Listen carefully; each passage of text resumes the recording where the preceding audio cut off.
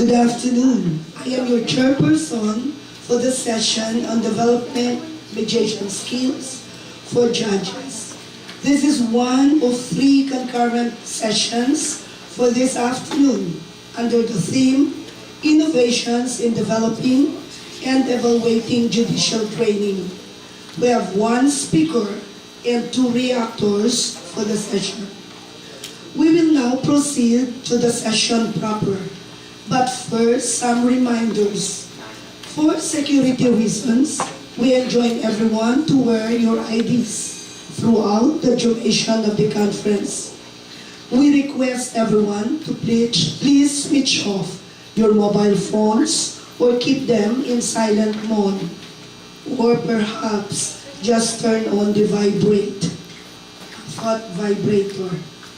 So that we can adhere to our program schedule, we will do away with the introduction of lecturers. Profiles of the lecturers are included in your kit.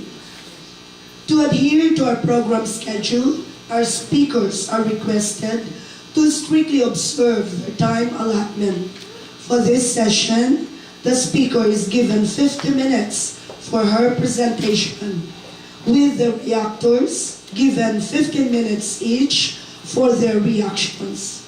To help us keep up with the time limit, please dispense with salutations and acknowledgements. When 5 minutes remain, we will flash a cue card signaling that you have 5 minutes to wind up your presentation.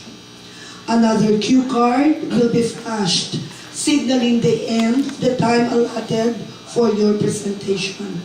Should time permit, we will have an open forum before the end of the session. Should you prefer to write down your questions, question slips are available in your conference kit. Members of the Secretariat are on hand to receive your written queries. May I now request our lone speaker, Attorney Brenda J. Angeles Mendoza, Chief of Office of the Philippine Mediation Center Office of the Philippines, to deliver her paper on court annex mediation and judicial dispute resolution. The Philippine experience in skills-based training and transformational education. Attorney Mendoza, please.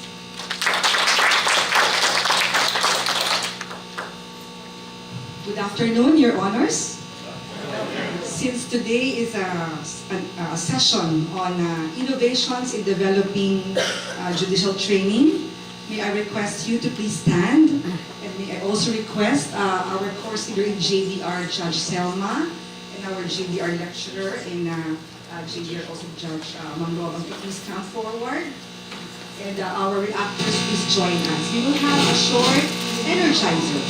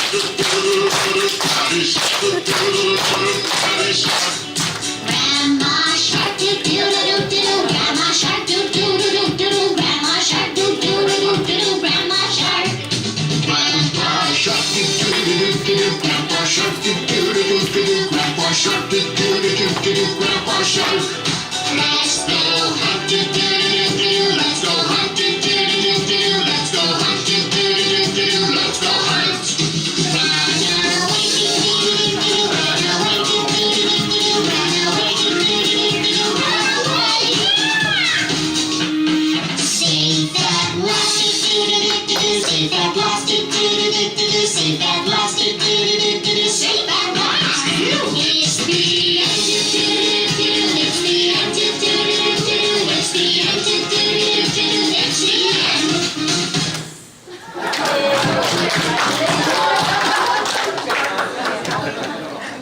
was that?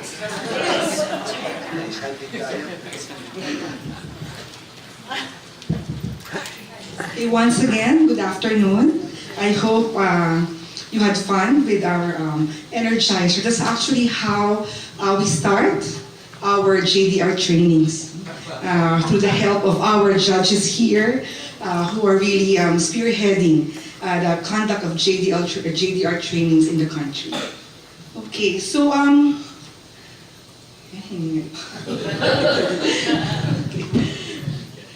okay, so I have been tasked to present to you the Court Annex Mediation and Judicial Dispute Resolution, the Philippine experience in skills-based training and transformational education.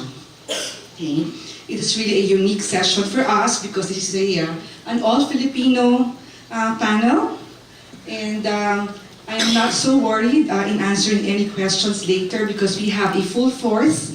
We have our chair of the Department of ADR, Yusek Linda Cornelia, and of course our reactors who are also JDR judges. We have our course leader, Judge Selma Alaras. Please stand to be recognized. And of course, Judge Manlogan, who led the Baby Shark dance.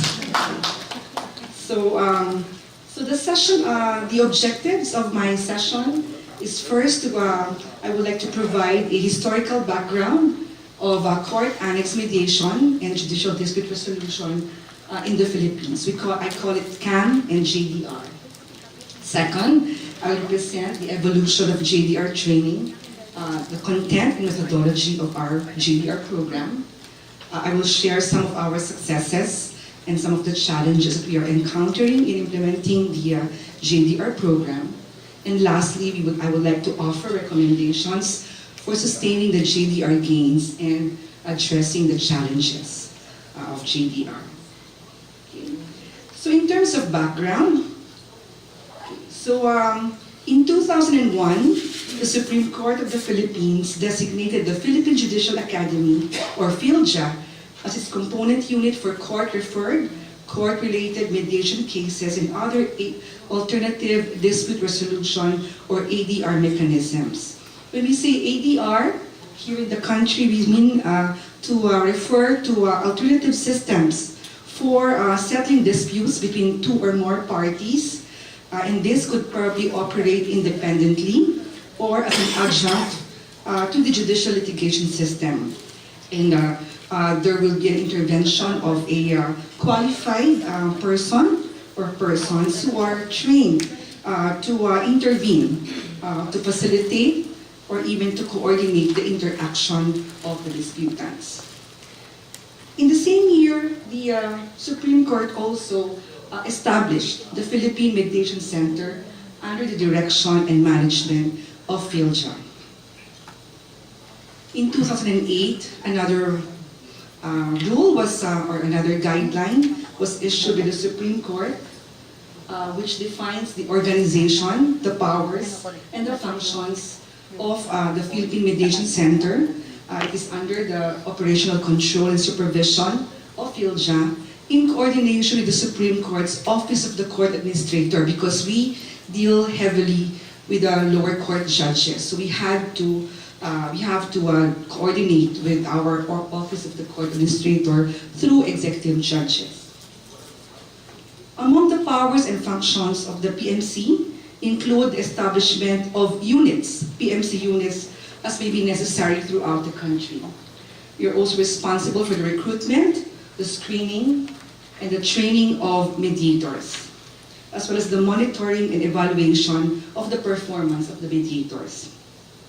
The PMC is also tasked to promote and sustain the Supreme Court's ADR programs and activities, which include, among others, Court Annex Mediation, we have Judicial Dispute Resolution, we have Appellate Court Mediation, and Mobile Court Annex Mediation. So more or less the principles are the same, except that, for example, in the Mobile Court Annex Mediation, the mediation is done in mobile courts or in literally in buses, inside the buses. Okay? And Appellate Court Mediation is done at our Appellate Court level. We have a Court of Appeals, and soon Our presiding justice of the Court of Tax Appeals is here. Just PJ, presiding justice, the Rosario. Okay, we will also be launching mediation at the Court of Tax Appeals early next year, hopefully. So in terms of overview of the CAM and JDR process, the CAM and JDR processes are regarded as court diversion or alternative dispute resolution mechanisms that aim to end pending litigation through a compromise agreement of the parties, to assist in decongesting the court dockets and to empower the parties to resolve their own disputes. Court docket congestion is a really serious problem that is being encountered in the country. As early as 1987, we have 331,000 cases pending in trial courts nationwide. And I wonder whether that has been reduced now. I will leave it to the judges to answer that. But in a 2013 study, an ideal case is supposed to be only 300 cases, but many have more than 1,000 cases per court. So it's really a problem. So CAM and JDR is also meant to empower the parties to resolve their own disputes. In court annex mediation, parties explore the possibility of settling their disputes with assistance of a mediator who has been trained by the PMC and accredited by the Supreme Court. When I say mediator, they are not employees of the court, they are volunteers, they are not necessarily lawyers, some of them are doctors, some are nurses, some are teachers, guidance counselors, and so forth. Court annex mediation happens when a civil case eligible for mediation at the first level court or regional trial court during pre-trial is referred by the presiding justice, rather by the presiding judge, to a PMC unit for mediation. CAM is also possible when the civil liability in criminal cases listed under our newly issued revised continuous trial guidelines for criminal cases is referred by the presiding judge after arraignment and pre-trial or preliminary conference to a PMC unit for mediation. Mediation is considered successful if the parties enter into a compromise agreement and the judge renders a decision based on the agreement. However, if the mediation efforts fail, or if the parties refuse to undergo mediation, the case goes back to court. Now, what happens when it goes back to court? Then we have judicial dispute resolution, or JDR. In JDR, a judge who has been trained in JDR, we call that JDR judge, as a JDR judge, takes off his or her adjudication hat and sequentially act as a mediator, conciliator, and early neutral evaluator in a continuing effort to help the parties amicably settle their disputes. JDR happens after a civil case eligible for mediation is returned to the court because the parties have failed to come to an agreement or have refused to go through mediation via the court annex mediation process. Should JDR succeeds, the court issues a judgment approving the compromise agreement with a statement that it was achieved through JDR. In the event that JDR fails, as a general rule, another judge, called the trial judge, chosen by raffle, will proceed to hear and decide the cases, especially in multiple sala courts. We have a different rule for single salas, but that's for the multiple sala courts. So just to distinguish, what does a judge do in JDR? The judge will sequentially act as a mediator and a conciliator, which means that the judge will try to facilitate the dispute and try to settle the issues of the parties. However, in early neutral evaluator or evaluation, the JDR judge rather assess. He or she would assess the relative strength and weaknesses of each party's case and makes a non-binding resolution of the issues. And it's a form of persuading the parties to enter into a settlement. So it can only be done by our JDR judges. Our court annex mediators cannot perform early neutral evaluation. Okay, so this is basically a summary of what happens in our court annex mediation and judicial dispute resolution. So if it's successful, the court will now make a decision based on a compromise agreement. If it's not successful at the court annex mediation level, it goes back to court and a JDR process will happen to be performed by a JDR judge. If the JDR effort is successful, a decision will now be made approving the compromise agreement of the parties done through either mediation, conciliation, or early neutral evaluation. If it's not successful, generally, it will now go to trial, and a trial judge, a different judge called the trial judge, will now hear and decide the case. That's basically the process. Okay. The implementation of CAM and JDR, while intended nationwide, was gradual. The Supreme Court first piloted CAM in the first and second level courts of 2 cities and subsequently in 3 other cities. JDR, on the other hand, was pilot tested in 2004. It came much later in the first and second level courts in Pampanga and Bacolod, and eventually introduced in the trial courts of Baguio, Benguet, Cagayan de Oro, and San Fernando La Union, and their adjacent municipalities. Currently, the PMC has now established 137 PMC units nationwide. We have trained and accredited 761 court annex mediation mediators and 81 appellate court mediators nationwide.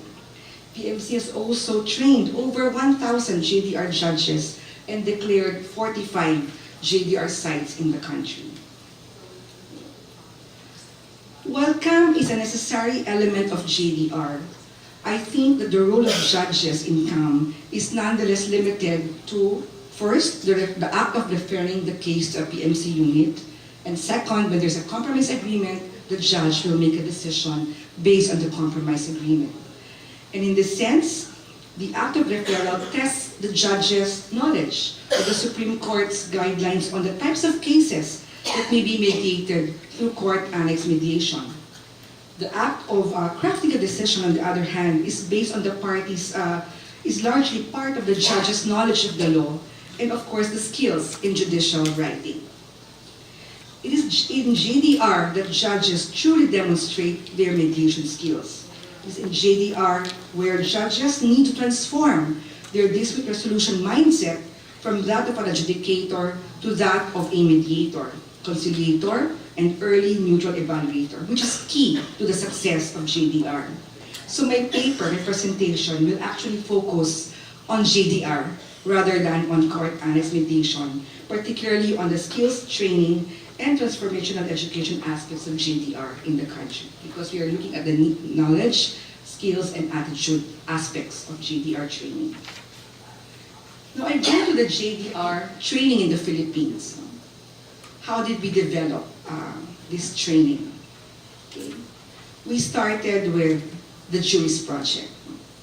JDR, who are from Canada in this room? Is there anyone from Canada in this room? Okay, no one. So I thought of thanking the government of Canada.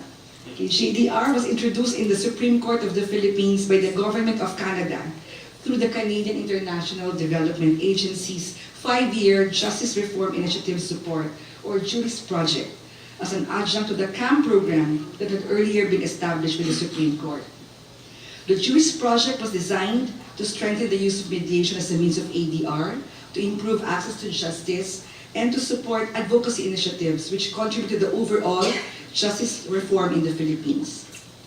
The partnership forged between the Canadian government and the Supreme Court of the Philippines through PHILJA under the Jurist Project was relevant in light of the Supreme Court's multi-stakeholder reform agenda at that time. That was during the time of Chief Justice Davide and Canada's mediation experience. So with more than 10 years of experience in court annex mediation, the Canadian model had evolved to include judge mediators. It is thus the Canadian model that became the initial basis of JDR program in the country. And similar to the other training programs developed under the Jurist Project, the initial JDR course curriculum was designed in collaboration with Canadian trainers, with training materials imported from Canada. However, These were modified to consider Philippine-based culturally appropriate training aids. The JDR was skills-based. Its curriculum was crafted as an individualized training program that allowed each judge trainee the opportunity to engage in hands-on skills practice, both in the training room and in real world. The Jurist Project observed that in most training programs, the participants were not all given the time to practice newly acquired skills. They were not given the chance to dance like we did early this afternoon. So only demonstrations were done with a few volunteers from the trainees. However, in JDR skills-based training, the Jurist Project ensured that lectures and presentations were kept at the minimum and that more skills-enhancing exercises were offered. There were also more facilitators than lecturers in JDR training activities. One facilitator was assigned to every 5 or 6 participant trainees, and the facilitators would sit with the trainees in order to answer any query or any concern at any point of the training. These facilitators were trained to coach and to monitor the progress of the participant skills from the beginning up to the end of the training. The skills learned during the training would then be immediately applied by the judge trainees in an internship period that ensued or that would follow. The internship period is considered an integral part of the training, and the interns would have mentors supporting the newly trained judges in their first JDR sessions at newly declared JDR sites. So in this respect, the Jurist Project should be credited for leaving the JDR legacy and for facilitating a training culture at the PMC where innovations can thrive and continue beyond the project's life. Okay, but of course, as I mentioned earlier, it's only a 5-year project. So when the Jurist Project ended sometime in 2009, PHILJA, the newly structured PMC office, at that time in 2008, PMC was just beginning to organize. It was established in 2001, but the center was just organizing in 2008, so at that time. No? So imagine the difficulty of organizing all these trainings after jurists left the Philippines. So PHILJA, through the newly structured PMC office, continued the training of judges for additional JDR sites in the country. PMC thus organized JDR training activities, and in the same year, I was seconded by SIDA to PHILJA to mentor the PMC judicial staff as an input to organizational efficiency and to facilitate skills enhancement programs on dispute resolution for judges. So I was not yet with the PMC at that time. However, it was the originally trained JDR judges and former juris associates, including those recruited from subsequent JDR trainings, who have really taken the cudgels of further developing JDR training content and methodology. Their commitment to advance JDR within the judiciary was critical. So this writer, rather my presentation, I have witnessed how the JDR training content and methodology evolved after juries. But of course, the evolution of JDR was not without challenges.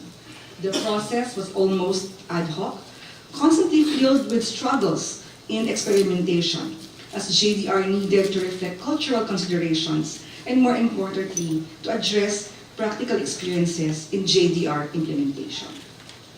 So if I will have to present the evolution of the JDR training content and methodology, there were several efforts from 2009 up to 2016. And let me go to each effort initiative at this, in the next slides. So in 2009, the PMC organized a mediation conference on JDR in Manila. The conference aimed to gather the JDR judges' feedback on their experiences and to address organizational and operational issues relating to JDR. Then, PHILJA Chancellor Justice Amorfina Herrera emphasized how JDR was meant to complement and strengthen CAM, and thus must be considered together, although separately established. The mediation conference resulted to the drawing of an action plan for JDR on various matters, including on skills and training aspects. And I will just mention the training related aspects. Okay, among that would include the establishment of a pool of judge trainers who would conduct the orientation, training, and refresher courses on mediation. Second, the preparation of standardized training materials or modules for judges, and review and preparation of current training modules. In addition, it included an advocacy plan that would emphasize the needed paradigm shift on CAM and JDR, and the development of a performance evaluation system for CAM and JDR. In 2010, the PMC organized a trainers conference among JDR judges in the country. The conference gathered experienced trial court judges who have previously been trained on JDR under the Juries Project and have already acted as mediator, conciliator, early neutral evaluator during a JDR process. The judge participants were selected based on their ability to evaluate the existing training modules in terms of the following aspects: their substantive contribution to ADR knowledge, the relevance to settlement of cases through JDR, and areas needing further enhancement of the modules. The trainers conference has indeed provided the JDR judges with the opportunity to review existing training modules through facilitated workshops and sharing of JDR experiences in the respective courts. It also generated recommendations for the development of enhanced training modules that were more relevant to knowledge, skills, and attitude concerns of judges, clerks of court, and other court personnel and lawyers on JDR. At the same time, the conference saw the judges' affirmation of their commitment to advance JDR and to participate in future JDR trainings as course leaders, lecturers, resource persons, facilitators, and/or judge mentors or peer assistants. Specifically, the judge participants identified the topics and methods that they prefer for participating in JDR training. They also identified those that they regarded as needing improvement and those they proposed should be added or considered in future JDR training. They also proposed to enhance the JDR training modules for judges. And I would just like to show you the modules. There are 6 modules, okay, basically being given at about, I think, 3.5 days for every run of the JDR training. There were less lecturers, there were more facilitators, okay, and these are some of the topics. Okay. I will just go through it. Okay. So looking at the new role of the judge, looking at paradigm shift, the fundamentals of conflict, and different methodologies for dispute resolution. And then we have a lot of, we spent a lot of time working on communication skills required in JDR. And the last module on integrating learning. There's a final role play and mentoring during the internship program. Okay. In 2012, a training of trainers was organized by the PMC primarily to enhance the skills of JDR facilitators and lecturers in conducting JDR trainings by identifying and illustrating the principles methodologies of accelerative and integrative learning through a general concept review. To some extent, the activity was a continuation of the PMC's and the JDR training team's efforts to standardize the delivery of JDR training, particularly in terms of module content, and also team protocols for responding to questions or issues raised by the training participants. So they were developing standard content and standard answers to questions that may be raised by the participants. So this activity has accomplished several things. First, it provided a discussion of the principles of adult learning. We heard about adult learning in the past days, and the different roles and responsibilities of the judge trainers. They were taught that as judges who are themselves trainers, they become actors. So you have best actors and actresses, directors, facilitators, coaches, lecturers, content and process experts, sharers of experience and insights, and managers of learning during JDR training activities. They were reminded of the various norms that they should observe in an adult learning environment.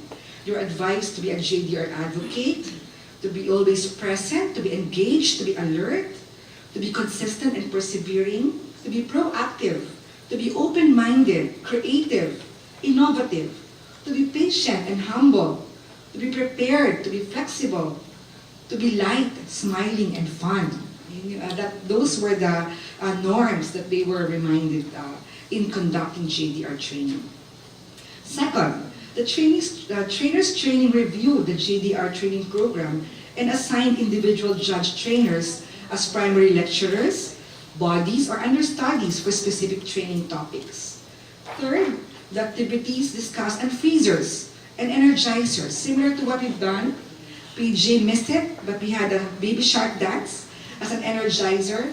Energizers are used not only as important means of establishing training climate, creating rapport, and breaking inhibitions among the training participants. Energizers are also done or used as creative strategies for changing mental attitude, physical or emotional state, as tools in topic transitions, or as subtle ways of breaking cliques among the participants. And lastly, as a concrete output of the activity, the judge trainers came out with JDR process sheets, which provided information on time allotment, objectives, methodology, trainer activities, and course materials for each training topic. So in 2016, another trainer's training on JDR was organized by the PMC. This time, the judge trainers reviewed the JDR skills-based course for judges in order to devise necessary and appropriate changes in the flow of the JDR training. Remember, there's no longer the jury's project, so PMC had to contend with its own resources. So there were resource considerations, particularly on the budget. There were time concerns. You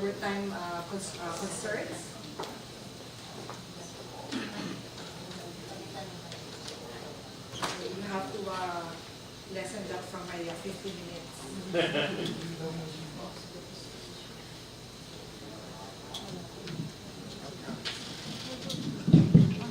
Thank you. Okay, so there were adjustments made. So there were concerns about judges spending more time attending trainings, giving trainings, rather than doing their primary work of adjudicating cases. So we had to adjust a bit the training course, the training flow. So the number of actual training days was reduced from 3.5, now we have 2.5 days for it. The number of trainers and facilitators has also been reduced. And of course, but we tried to maintain the substantive content of the previous JDR trainings. So if I will just show you the current JDR training module developed in March of 2016, just before I came in. So we still have the same overall course objectives. The participants to be able to learn the concept and philosophy of JDR, to understand the guidelines, to distinguish JDR from other forms of dispute resolution and cite its advantages, to learn and to practice the skills required to settle disputes through mediation, conciliation, and early neutral evaluation, and of course to identify issues of impact on culture and settlement, particularly looking at power imbalance, gender dynamics, ethical, social-cultural aspect, etc. Okay. So I mean, just show you the current modules. We have 17 modules. It looks plenty. It has more content. However, we only devote perhaps 30 minutes to 45 minutes per module. So, for example, you have for the introduction and expectation scores. So we have 17 segments, with each segment having a statement of objective, core content, core skills or outcomes, and duration. So module 1 or segment 1 has 1 hour. Segment 2 would have 2.5 hours. Segment 3 would have 45 or 30 minutes for conflict theory. Segment 4 for paradigm shift, we spend only 30 minutes. For segment 5 under process, we have 30 minutes. And then communication, we spend 1.5 hours. And for JDR stage 1, okay, we have stages 2 for the statement of the parties. We also have negotiation sessions. We have handling impasse situations, handling early neutral evaluation. We have settlement, compromise agreements, and conclusions. We have segments on dispute and psychology. Okay, also the social context issues in JDR. And a final role play, again, integrating the learning. That's basically how the current JDR module looks like. Okay, so just to give you a glimpse of what we do in a typical JDR training, we have several perception exercises like this. This may be already to some of you. What do you see in on the slide? Judges, your honors. Beautiful woman. A beautiful woman. Is it a young woman or an old woman? Young woman. Only a young woman. Do you see the old woman, sir? Yes. Also, okay. So no one has difficulty looking at both the young and the old woman. You are having difficulty. What do you see, sir? When she entered, Only the? when she entered to the court, she was young, and when the case was decided, she became older. Okay, so there could be a difficulty. You only see one, sir? Only one. What do you see? Only the young woman. Okay, so sometimes those are some of our perceptions about certain things. No, we try to, and we can have an argument about seeing either an old woman or a young woman, but it can really be both. You should see both the young and the old woman. Since we played the Lego Dots 2 days ago, I'm going to show you another photo. Rabbit. So you see rabbit. Okay, some will see the duck. Okay. Okay. So you have to see both the duck and the rabbit. But we sometimes in JDR training, we tell them that some people would look at some issues or some cases as ducks, some would prefer and even fight about seeing the rabbit. But you're saying it's both. This one. Okay, what did I do? I just... okay, so we're having, it's like seeing, seeing something from the perspective of your opponent, of the other party. So sometimes we insist on just seeing the frog, but actually from the point of view of another person, it's actually a horse. So if one insists on the horse or seeing the frog, then there can be conflicts. So judges are trained to have openness in terms of perceiving certain topics or certain issues. Okay, this one, can I ask a volunteer here to read this? This is one of my favorite about the story of the 7 blind mice. Can someone read? Or would you like me to just read it for you? Okay, one day 7 blind mice were surprised to find a strange something by the pond. What is it? They cried, and they all ran home. They each go out to feel the strange something and come back with their idea of what it is. The Monday red mouse comes back saying it's a pillar. The Tuesday green mouse comes back saying it's a snake. The next a spear, then a great cliff, then a fan and a rope. The last mouse goes out and feels the entire strange something, back and forth, top to bottom, and all around. What did the last mouse see? Or rather feel, because they're all blind. What do you think? Huh? Let's assume you're either the individual judges here being the red mouse or the green mouse, and they argue on what they feel. Again, there can be conflicts. Actually, the last mouse returns and exclaims, it's an elephant. So we train our judges to somehow feel all the areas, all the aspects of particular cases. And they might be surprised that what they feel or what they see will be a different entity altogether. Another, last one. What's this? What are you seeing? A tree. You see a face. How many faces do you see? 3. Some are saying 5. 6. 7. 9. How many? Okay, there are actually, how many? 1, 2, 3, 4, 5, 6, 7, 8, 9, 10, 11, 12 faces.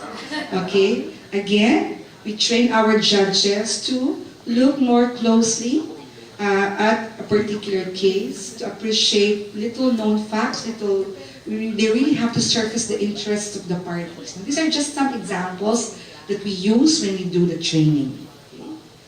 Very adult learning methodologies. They feel that they are just like playing a game. So what we're trying to teach in JDR is a paradigm shift. I borrowed this from our standardized training module, that we require a change of mindset. They have to accept their new role, in addition to their traditional role as trial judges. To expand the judge's sphere of influence, they have to go and think out of the box. They have to open their minds to new things, no? To put a new face in dealing with conflicts. It's actually about derobing, removing their adjudication hats. Okay? So in traditional trial judge role, they only hear cases, they receive and evaluate evidence, okay? They interpret the law, and they render an impartial decision. With JDR, they have to be mediators, conciliators, and early neutral evaluator. And to become mediators, effective mediators, or as JDR judges, they need to listen more rather than just hearing. They have to focus on the interests rather than the rights and the positions, what the people or what the parties want, but also why the parties want, or say what they want. Where they become more facilitative rather than evaluative. And they work on to have win-win solutions. Okay? So there's a paradigm shift from litigation, positional, looking at the rights, obligations, violations, injuries, and damages, to mediation, problem-solving approach, interest-based, looking at also the relationship of the parties, emotions, values, interests, data, and structural conflicts. Okay, looking at positions and trying to merge the positions, looking at the common interests of the parties. Okay, quickly. I have how many more minutes? Okay, quickly, just the 9 dots challenge. Can you possibly just try it on your own paper? 4 lines. Can you draw 4 continuous lines without lifting your pen? 4 straight continuing lines without lifting your pens. Can someone try it? Going through the dots. Yes, you have to connect all the 9 dots continuously using 4 straight continuing lines. Okay, Judge Azon, you already have it? Okay, can you show it to everybody quickly? Okay. Yes. Have you tried? Who else? From our foreign participants, were you able to connect 4? You need to have 4 straight lines. You have to connect all the 9 dots continuously without lifting your pen. Okay?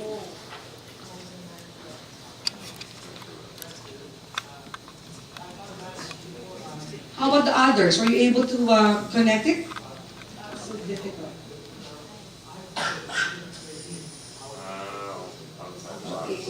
Thank you, Judge Azon. Let's give her a round of applause. So what did Judge Azon do? So she went out of the box. That is really the demand of our JDR. Okay, so that's how it is. Okay. Okay. So what are the distinctive features of the JDR training? So so we have a pool of dynamic judges, team teaching fellow judges. There are varied roles of judge trainers. I already mentioned some of them. They support one another. And they stay for the entire duration of the training. In most other trainings, they only come and go. But here, they stay for the entire 3.5 or 2.5 days of training. We have faculty development workshops a day before the actual JDR training. So they run through the course program. They level off with the unique circumstances and specific training needs of the target participants. And they're able to modify the content and delivery, notwithstanding the fact that we already have standardized training modules. We have a variety of training methodologies. No? We already mentioned about what we do. There are lecturettes, exercises, structured learning activities, consultations with inter-role plays and group dynamics. We use advisors and energizers. We have debriefing sessions. These are short meetings at the end of every training day for the whole duration of the JDR training. So the training team reflects about their experiences, what went well, they provide constructive critique, and there are opportunities for improvement. They clarify their roles, goals, and priorities to better collaborate in the next day's training. Okay, so they are thinking about the overall success of the entire training, not just their own lectures. And of course, I mentioned already about the internship and mentoring. Okay, and also preparing other stakeholders in JDRs. We don't only just train the judges, we also train the other stakeholders, the lawyers, and also prosecutors and the clerks of court, okay, for support. Okay, some recommendations very quickly. Okay, currently we have these achievements. 61% of the courts of JDR. We have 1,000 trained JDR judges and 45 JDR sites. So there's still a long way. We have a lot to cover. Okay, success rates, 63% is relatively high in Asia. 35%, this is about, JDR looks small, 35, but it's actually, the JDR judges are able to settle via JDR 3 out of 10 cases that they received as for JDR. Achievements, the initial effort to sustain and scale up JDR in the country is turning out well. There's positive evaluation of the training program. There's demonstrating a shift in dispute resolution, a welcome challenge for many judges. And there's also an appreciation of the judge's role in the prompt resolution of cases. And there's a lot of interest in JDR among the judges. Okay. However, we have recommendations. We recommend that we continuously involve JDR judges in all activities. There will be JDR training activities and also incentives for high-performing judges. No? Not necessarily monetary, but maybe a criteria in choosing judicial excellence awardees. Okay. Challenges. I mentioned about challenges because from the very nature of the JDR program, a major challenge is that it is inherently skills-based and demands attitude change in dispute resolution as an expected outcome. So most lawyers in the Philippines have been trained to become litigators and adjudicators. Not many law schools offer ADR subjects. As such, their predisposition after attending law school and after taking their oath as judges is to adjudicate cases. So when judges are trained in JDR to become mediators, they are expected to change their mindsets about dispute resolution during JDR sessions, to transform from adjudicator to mediator, to appreciate cases from a purely rights-based adversarial lens towards a more problem-solving perspective, and to divert focus from the parties' positions, what they state they want, to the parties' interest, where they say what they want, which can be substantive, procedural, or psychological. In this situation, a trained JDR judge must shift his or her dispute resolution paradigm and demonstrate all the skills needed to surface those interests and to help the parties problem solve and eventually agree based on shared interest. So given the deeply ingrained predisposition of some judges towards litigation and adjudication, transforming one's mindset in resolving disputes can be very difficult in practice. So the other challenges relate to post-training issues, particularly on the mentoring, actual rollout, managing the operations, the tension between adjudication and JDR time, measuring the efficacy of JDR. We were saying that you don't only measure the efficacy of the training, but you also measure the effectiveness of the JDR program itself. Okay, so some recommendations would be to examine the judges' participation in the program vis-a-vis their time for adjudication and rendering quality decisions, to evaluate the quality of the internship program and the peer mentoring process, to have more efficient M&E database. Of course, there's already a level of accomplished monitoring and evaluation, but I think we need to do more, to do better in this aspect. Okay, of course, to enhance JDR training and trainer capacity in terms of deepening skills on transformational education, the paradigm shift. We need to focus on the paradigm shift, developing skills on dealing with novel, difficult, and complex cases, and of course to assess whether early achievements of JDR has been sustained or reinforced, and to enhance JDR policy guidelines and implement mechanisms that capture concerns into responsive policy guidelines.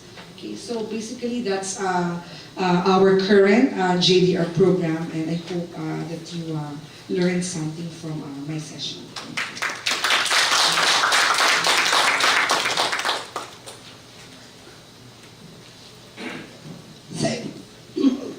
Thank you very much, Attorney Angeles.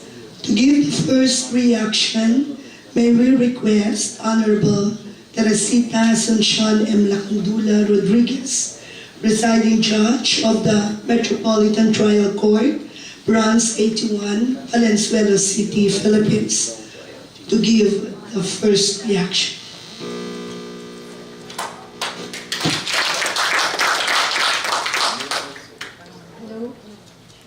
Hello. My name is Tichi Lacandula Rodriguez, as mentioned, and I'm a first-level court judge in a city in the capital. So this is just a short reaction to the content of the paper of Attorney Angeles Mendoza. And so as she mentioned, she already defined what a JDR is. It is a alternative dispute resolution process wherein the judge assists the parties in their settlement efforts. So in the Philippine judicial system, it is the second attempt at reaching a mutually acceptable solution in a civil case after the court-annexed mediation has failed. So judges who have undergone the orientation training under the Philippine Mediation Center, which Attorney Angeles Mendoza heads, can conduct the JDR. So you have to be trained first.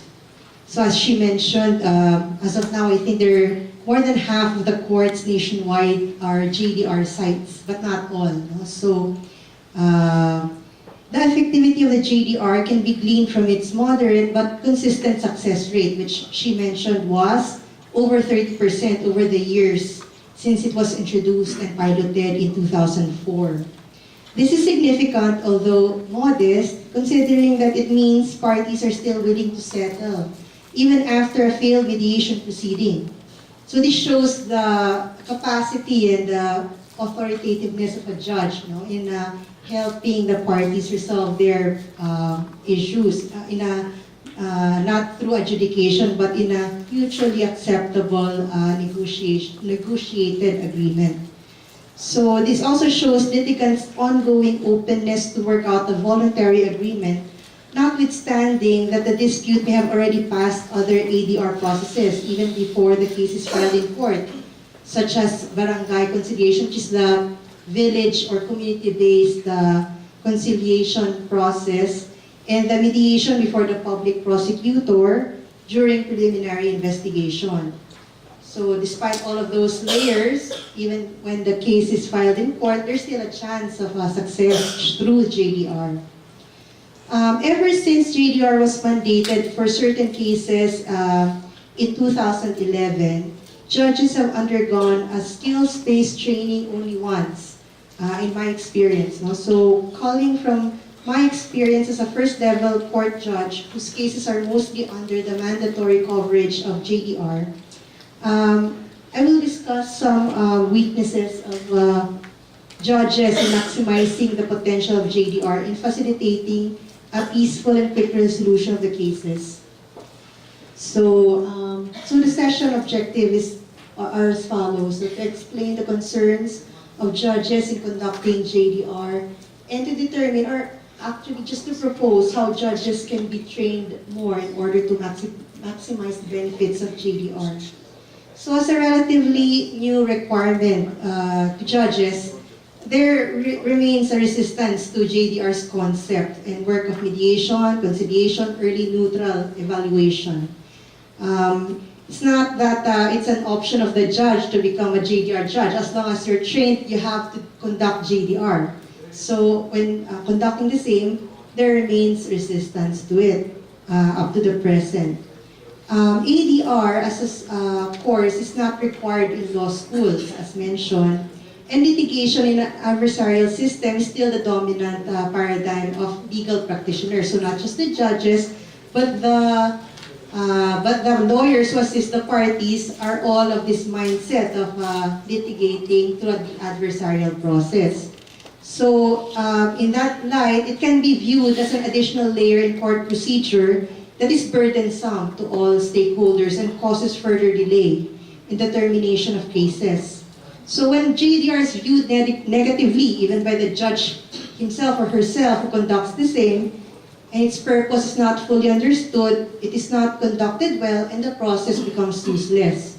So there is, of course, a need to train judges in JDR more extensively, considering that it entails a paradigm shift, as already mentioned many times, wherein the judge helps the parties in cooperating to solve their problems together instead of imposing a decision. So the benefits of JDRs have already been articulated. So it's up to the JDR judge to implement the process so that its benefits are maximized. Because of this, a few days training does not suffice to ensure that the judges will be predisposed to value the program and thereafter take on such an active role with conviction and commitment. Of course, as of now, that's only what's done. But from my experience, and as discussed by Attorney Angeles Mendoza, the training is very innovative in itself and applies all the adult learning strategies that can be applied. So it's very useful in that regard. But of course, in any program, it can still be improved further. So in my view, from my experience, I propose the following. First, an in-depth training should orient the judges about the theoretical underpinnings of JDR in order to understand its importance. Second, an extensive skills-based training in actual and not just simulated JDR proceedings would equip the judges with necessary qualities and demeanor in order to do process correctly and avoid pitfalls. All of these are being done, but I will explain further what I propose can still be taught to the judges in conducting JDR. Third, after experiencing JDR, continuing education will update judges with the latest best practices, share knowledge and experiences, as well as inform the training center about their problems and needs. So there are 3 levels, I think, theory, skills-based training, and continuing education. As I said, all of which are already being done, but I will explain some of the weaknesses that are some of the problems that are being encountered by the judges and where they can be helped. So in theory, as I mentioned, even after 5 years, the theory behind JDR still cannot be considered as naturally acceptable to judges. I hear a lot of judges not willing or think that it's a burden.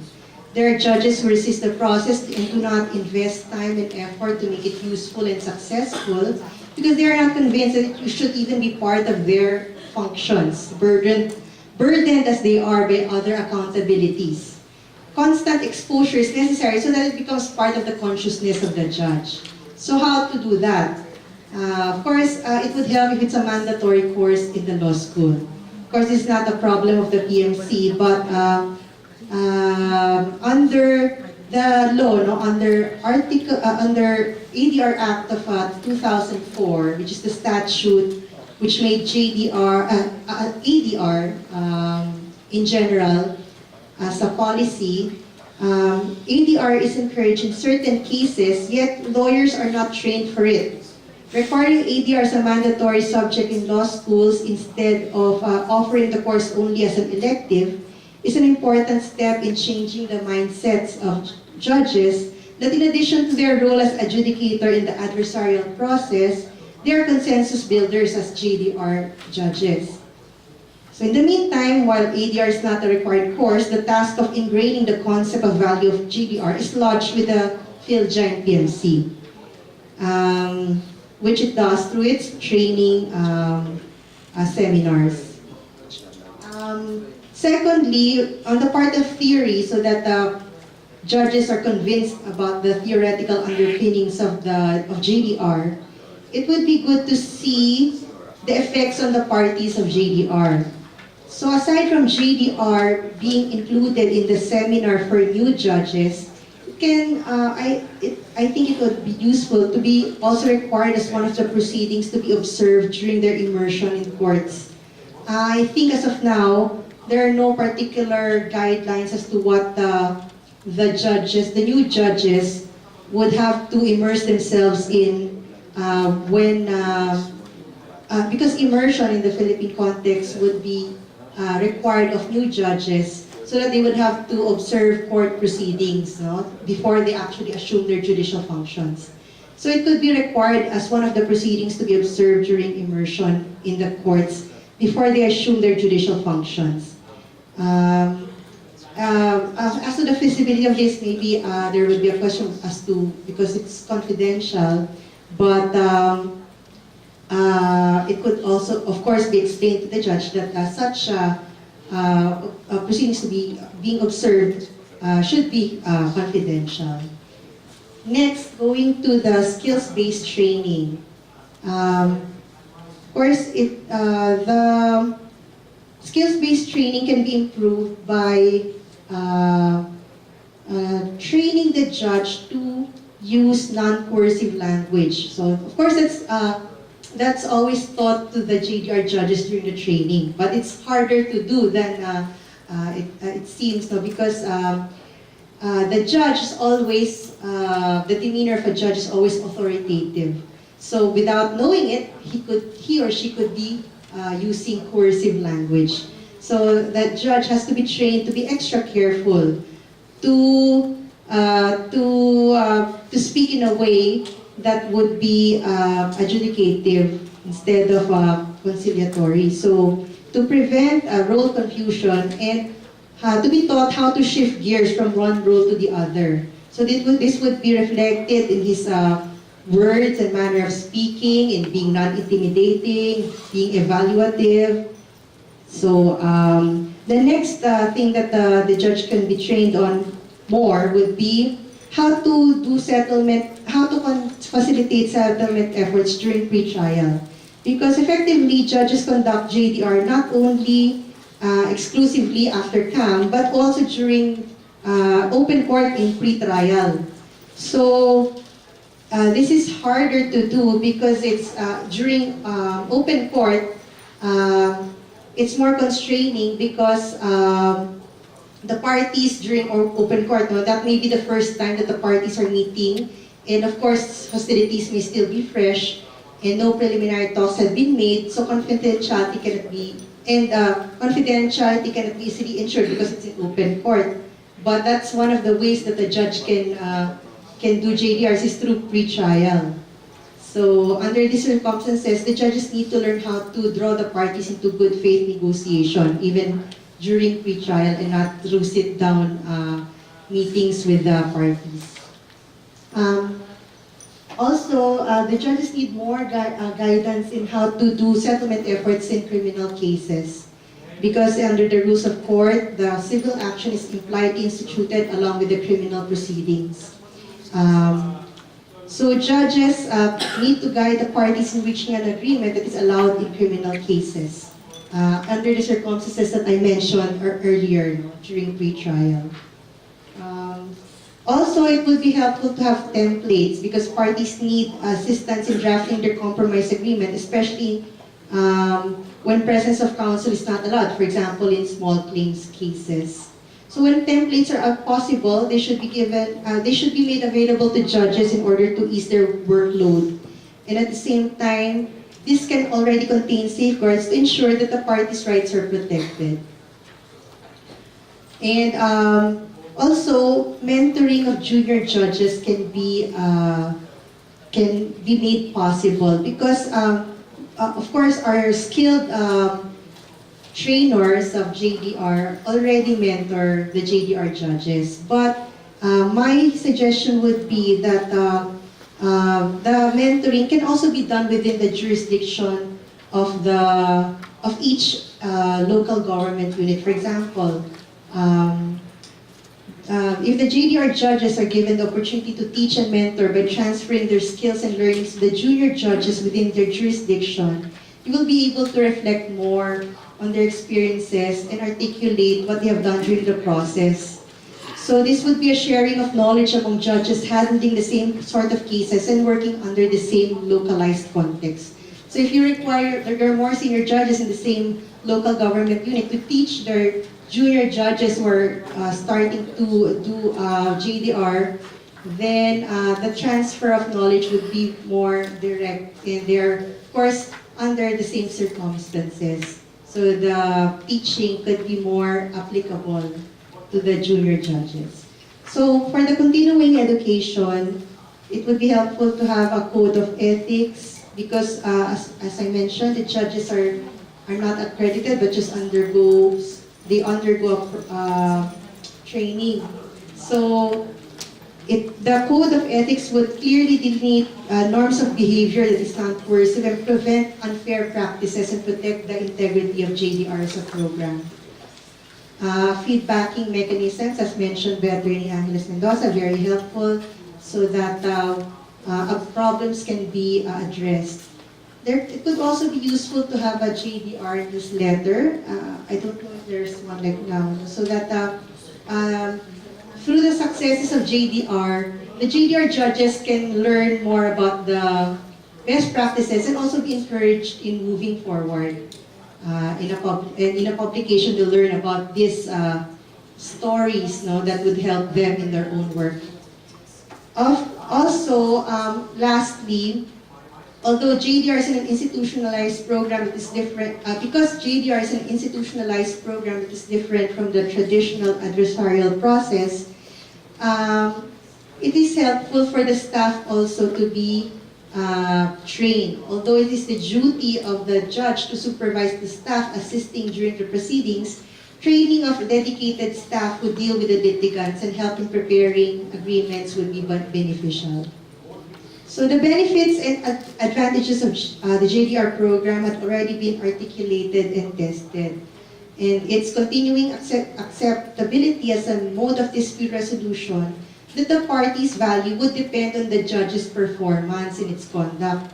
So if JDR is to be an indispensable and appropriate process of settling disputes in the best way possible, investing in the training and education of the JDR judges would necessarily be the first step forward so that it would be a viable program even in the future. So thank you very much.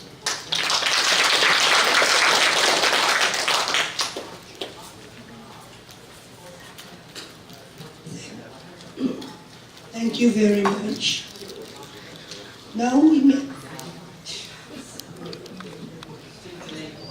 to give the second reaction, we have, ladies and gentlemen, the Honorable Soliman M. Santos Jr., Presiding Judge, Branch 61, RTC, Naga City, Philippines. A round of applause.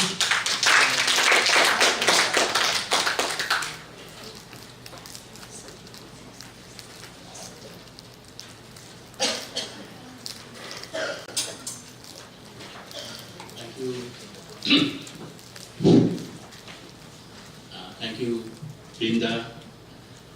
Good afternoon, magandang hapon, fellow judges and friends. First of all, thank you, Attorney Mendoza, or to reflect our cultural considerations as nicknamed Capital of the World, BJ, for giving us an overview of the official mediation training for judges in the Philippines, an overview with a good historical or developmental perspective from one who came in to assist and then ultimately coordinate JDR training post-juris project sometime in 2009 after its early formative years thereunder, having been first pilot tested in 2009. From your historical overview, I now learn that Canada has a crucial role in this, not only in terms of funding through SIDA, but also serving as the initial model for the Philippine JDR program. Now we know who to blame. No, I am only joking about that, of course. It's good, or rather too bad, that Justice Kent is not here. Because the truth is, thank you, merci beaucoup, maraming salamat, Canada, for showing us the way. Actually, this underscores the importance of international judicial exchanges, such as represented by IOJT and this conference. Now, we have more foreign judicial friends to show us the rest of the way, while we have our own experience of 13 years to share with them too. This is what BJ has presented to you from the first-hand perspective, 8 years now in the running of the training provider. She has seen how Philippine JDR training methodologies have evolved and progressed since the training was first offered in mid-2000, when the JDR training team was still struggling with the modules, the training design, the methodologies, and the delivery. Looking at this now, in 2017, she can see and say that the training team and their methodologies have improved significantly. At the same time, she is the first to say that there is a need to further improve in order to be more effective. In particular, she says that a lot still needs to be done in terms of post-training follow-through, and this is where her main recommendations come in. My reaction is also from a first-hand perspective, but one coming from the perspective of a JDR training participant and subsequent JDR judge. Just like our first reactor, Judge Rodriguez, or Tichi. But she represents our first level of municipal courts, whose cases are mostly under the mandatory coverage of JDR. In the past century, those courts used to be fittingly called Justice of the Peace courts, just like in the US. I in turn sort of represent our second level or district courts called regional trial courts, where the cases tend to be less covered by mandatory mediation. I was fortunate to come in as a JDR training participant last year in time to undergo the new 3-day, 17-segment JDR training module. Let me say, I was very impressed by what they call the Judicial Settlement Conference. This is their course book. What impressed me most was the pool of dynamic, dedicated, and passionate team-teaching fellow judges, like your energizer judges Alaras and Mangrobang a while ago. Using a variety of training methodologies, using the principles of adult learning, and conscious of the multiple intelligence aspects. I witnessed with admiration and delight these judges, trainers, as they became, to quote BA, actors, directors, facilitators, coaches, lecturers, content and process experts, sharers of experience and insights, and managers of learning during JDR training activities. In our culture, we would say that some of them, as actors during role-play exercises, deserve a famous award. Our version of the Oscar Award of Hollywood. I did not know that a number of judges are frustrated actors. Unfortunately for them, at Workshop 3 on our draft declaration last Monday morning, several participants objected to the term actors, as in actors involved in judicial training. But to say the least, this judicial actor-led seminar was not the boring time that would tend to put you to sleep with the usual traditionally structured lectures on substantive laws and procedural rules, one after the other, morning and afternoon, like continuous trial. And so I would say, in terms of content and methodology, as well as in terms of trainers, our official mediation training for judges is on the right track.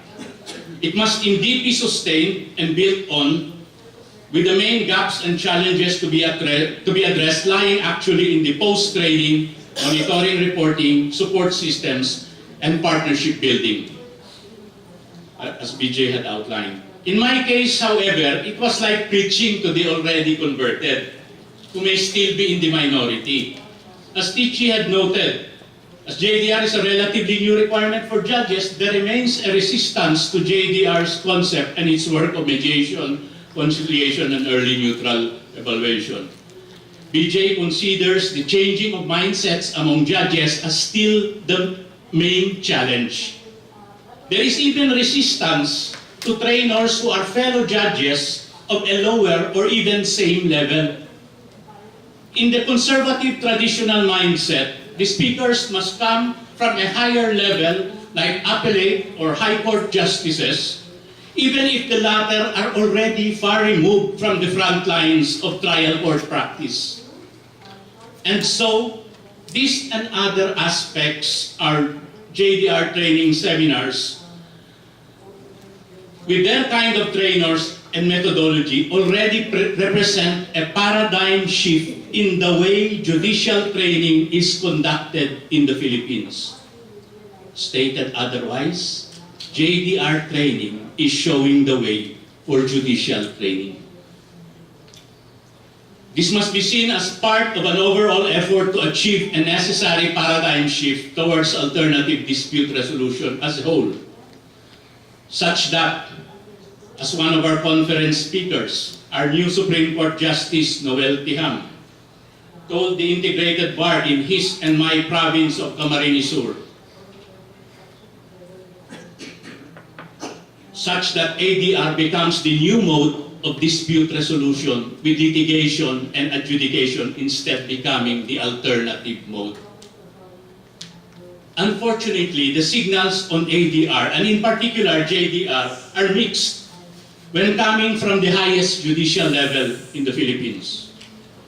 Although there are Supreme Court decisions amounting to judicial policy expressing the encouragement of ADR modes such as negotiation, mediation, conciliation, and arbitration in this new millennium, a most recent Supreme Court guideline has removed from the coverage of JDR all criminal cases under the jurisdiction of a regional trial courts, purportedly to speed up a new continuous trial system.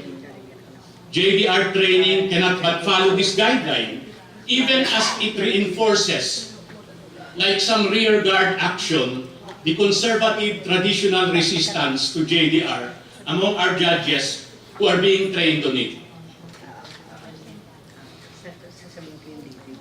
But it is not for judicial training institutions to determine judicial policy. This is clearly outside the scope of judicial training. This only shows that JDR training, even if further improved, can only do so much, can only go so far in changing attitudes, mindsets, and paradigms that are precisely the most necessary or crucial aspect of judgecraft, as our European friends put it. This only shows that there are institutional, cultural, and other factors external to or outside of judicial training institutions which bear on the progress and even prospects of their training work. The closest external factor, of course, is the judiciary, a very hierarchical organization. It helps when the judicial leader, the Supreme Court, helps advance JDR. At the same time, as Justice O'Connor and Judge Pultuski pointed out in our breakout session 5 on ethical values training for judges, it will not do for these values and the training to be simply mandated by circulars from a high judicial authority. These values and the value of training have to be internalized, that is, accepted in the hearts and minds of judges. The same applies to JDR, and Tichi put it well. When JDR is viewed negatively and its purpose is not fully understood, it is not conducted well, and the process becomes useless. I think that for attitude changing, JDR training will benefit much from the experiences and resources shared in that session 5 on approaches to integrity training of judges. As for judicial training, institutions need for external support and partners or allies for JDR from the larger judicial institution or justice system, perhaps it is time for the advocates of JDR to do some SWOT, strengths, weaknesses, opportunities, and threats analysis of the external environment, and then some strategic planning based on this, if not yet. BJ spoke or wrote about an action plan that included an advocacy plan that would emphasize the needed paradigm shift toward JDR. Precisely, JDR advocacy needs to go hand in hand with JDR training, even as these are two distinct things with their own respective parameters. Judicial training in the usual areas of substantive and procedural law do not need advocacy with the judge trainees because they already fully accept the very concepts of, say, criminal law, civil law, and rules of procedure and evidence as givens of judicial work. Not so with JDR. It still needs to be advocated to judges. Thus, the need for JDR trainers who are also advocates. If for JDR training, judges make for the best trainers, so do judges make for the best JDR advocates.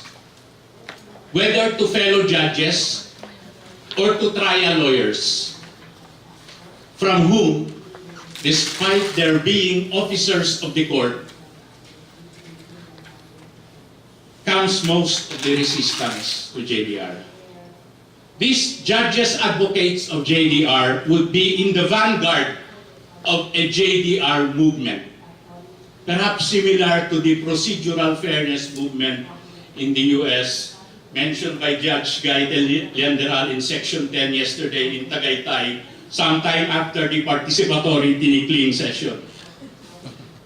A JDR movement together with trial lawyer advocates of JDR, and mind you, there are, like Attorney Jim Lopez, who wrote the recent awarded book, The Law on JDR, Conflict Management for Lawyers.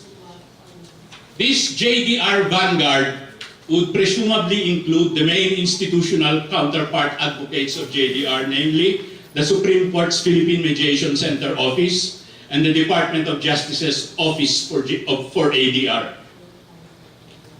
Going back to judicial training methodologies on the subject of JDR, this may be one subject to employ this particular participatory training activity that I have not come across mentioned in any of the conference sessions that I have attended so far.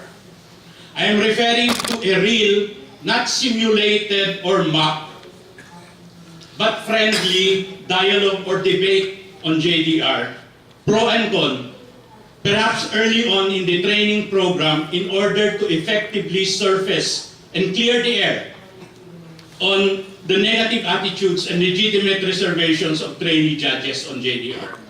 You know, the ensuing discussion can or should even lead to rethinking the very concept of justice, which would indeed be the ultimate paradigm shift for any justice system.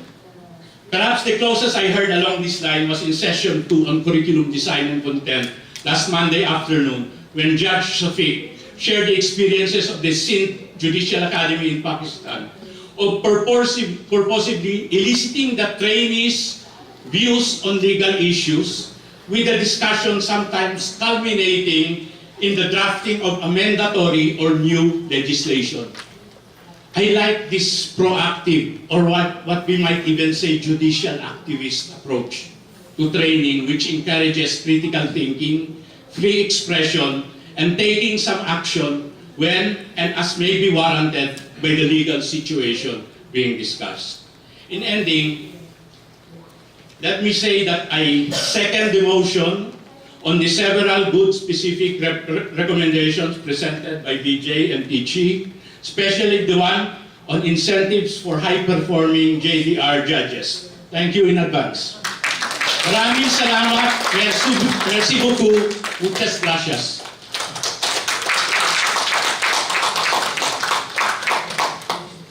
Thank you very much, Honorable Soliman M. Santos Jr. We now proceed to the open forum. Please proceed to the microphones located in the middle of the hall for your questions. You are entitled to only one question and one follow-up question. Please identify yourself and the office or organization you are connected with. You may also hand in written questions to the members of the Secretariat. Any who wants to ask the first question? Thank you. I'm Justice Suji from State Judicial Academy. I would like to know that percentage of cases refer for the JDR and how many of them percentage successful. Percentage referred and success. Percentage referred and success. Percentage referred cases And success. and success rate of referred cases. I have mentioned earlier that the 62% of for court annex mediation is based on the number of referred cases. So out of the number, I don't have the current data at the moment, but out of the total number of referred cases, 62% are settled or mediated successfully. Okay, and then No, my question is that suppose in one case, as you said, in one court there are about 1,000 cases are pending. Out of 1,000 cases, how many cases refer for the JDR? How many cases are referred to the ADR? so it's quite difficult to get from the 1,000 because we have the first step there that we need to know whether those 1,000 or more cases that enter into the court system would actually be covered by the mediation guidelines. We have rules about coverage. Not all cases can be mediated. For civil cases, most civil cases are covered, but except for those which are expressly prohibited by our law. For example, we have the Civil Code, which actually prohibits mediation in terms of cases, for example, relating to the validity of marriage, relating to grounds for legal separation, future support, etc., and jurisdiction. No? So those will not really be, may enter the court, but will not end up in mediation. They cannot be referred for mediation. Now, for those that can be referred to mediation, it is only when the PMC unit and court annex mediators fail to settle the cases via court annex mediation, or when the parties refuse to really enter into mediation, then that's the only time that it goes to the court. And then the court there can perform a JDR. So I don't know if I have answered. I could not give you a complete data.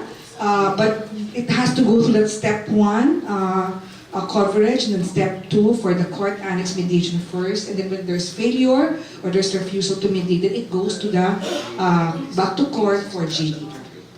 Like your country, we are also facing there's a lot of cases pending in the court. The object of the ADR, as you know better than me, is to reduce the dockets of the court. How far your court is successful in that? Is really cases in court has been reduced, number of cases has been reduced in court due to the ADR or not? Yeah, I've reduced the number of cases. We have already reduced the number of cases that are now in court. But what I would like to say as well is that apart from our ADR program, the Supreme Court has also introduced other programs.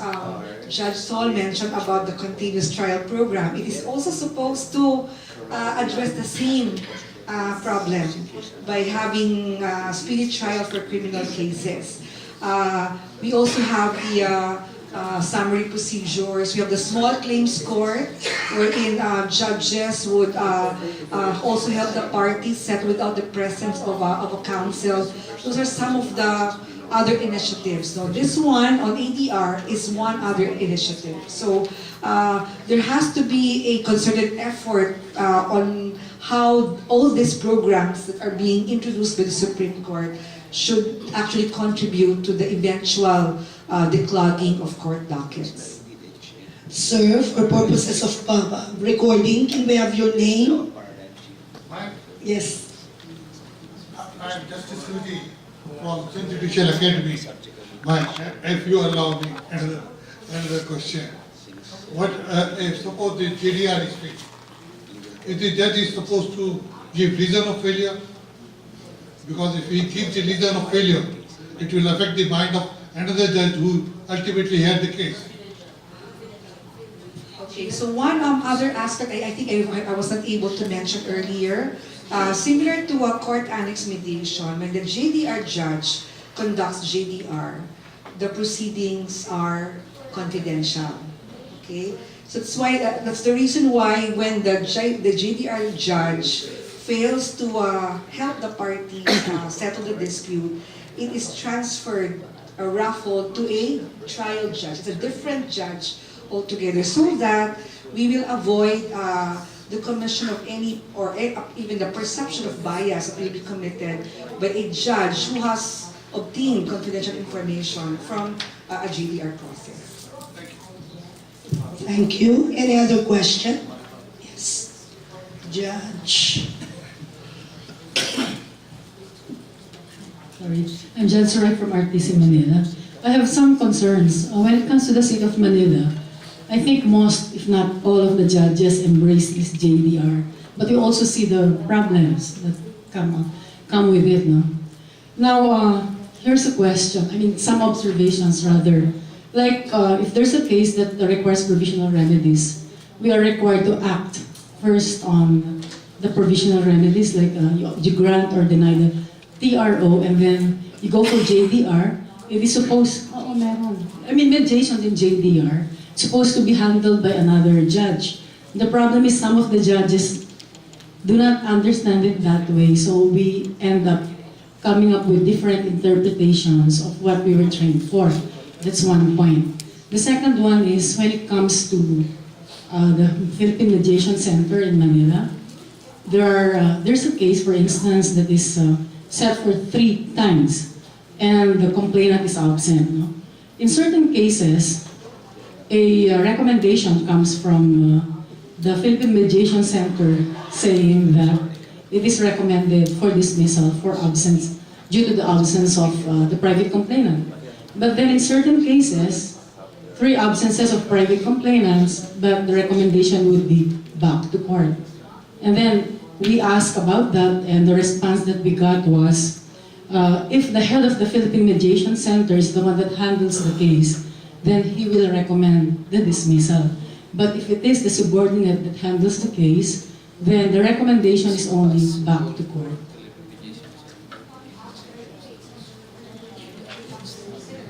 Okay,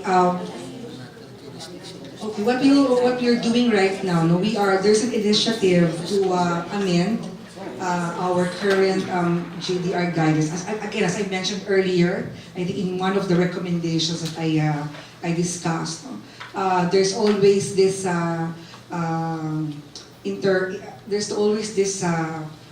interplay between policy and practice, no? And we are trying. We still have not reached perfection of the JDR guidelines, but a very recent initiative that we have done is together with some of our JDR judges, we have drafted a revised guidelines for both court annex mediation and judicial dispute resolution. It went through a stakeholder consultation. There were focus group discussions, and then there were 3 writing workshops to get the input from the judges in terms of the implementation, what the problems are, and so forth. So we have already drafted a new revised guidelines. It has been submitted to our executive committee of the Philippine Judicial Academy. As you know, even our policies have to go through that hierarchical process. So we have submitted to the executive committee. It was approved. It was referred to our Board of Trustees. The Board of Trustees referred it back to the academic council for further review. No? So it is at that stage right now, and we're hoping that it will be approved this year for eventual submission or to the BOT again, and then eventually to the Supreme Court and back. So hopefully to respond to some of those detailed implementation issues, no, that you are encountering on field. But maybe Judge Selma, who is our JDR champion, might be able to respond because she's the one who's also in the front line of JDR implementation. One of the benefits of JDR is that if you are successful, the case is considered dismissed. And that's one case off your docket. However, a lot of judges do abuse this benefit by claiming that by making it appear that they are unsuccessful. An unsuccessful JDR now will have to be raffled off to another court, and that means their docket will be minus one case. There's one case. And some judges intentionally, that try too hard to secure a successful JDR. And that becomes a problem. More so, we would like to avoid those intentional, unsuccessful actions by making them realize that before you do throw JDR or let it be raffled off to another court, you must finish all the mandatory pending cases. That is a judge's responsibility before they throw it out, the rest of the case, an unsuccessful one, and the pending litigations to another court. That is mandatory because we do not want judges abusing JDR as a means of ridding themselves of a case they do not want to handle in trial. This precisely violates our principle on jurisdiction, that once a case is raffled out to the court, he must conduct trial and decide it on the merits. So that's basically the premise. And if judges simply toss it out by lackadaisically conducting JDR, that is not the purpose of the JDR. Okay, on that note, we conclude the session. We will have a break until 3:30 p.m. Refreshments will be served outside the plenary room. The next concurrent sessions are scheduled at 3:30 p.m. Thank you so much for your cooperation and for listening to this raspy voice.